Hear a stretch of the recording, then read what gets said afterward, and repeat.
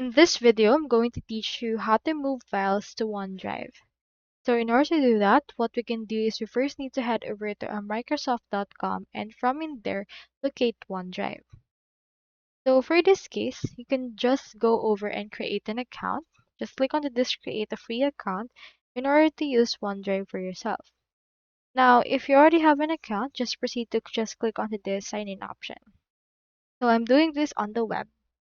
So here is my actual OneDrive. I have in here my files and everything that I have together.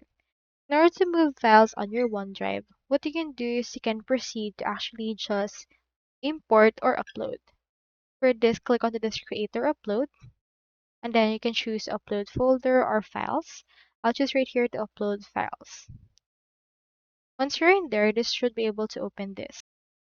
Once this open, just choose right here the files that you want added. I'll add AA and click on open. Once I have done that, this should be able to upload it directly right here onto my files and I can now have it ready right there. Here's AA already added. Now, you can also do this directly on your File Explorer. If you have signed in your actual OneDrive on your PC, you can just head over to your File Explorer and we have AA right here directly already added. So, for example, you can actually just move some files.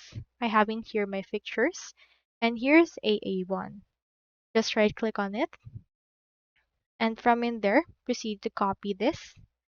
So you can do so by going over and clicking onto this copy, and then head back right here into your OneDrive. Just right click on any blank space and click on paste, and we should be able to upload AA1 right here.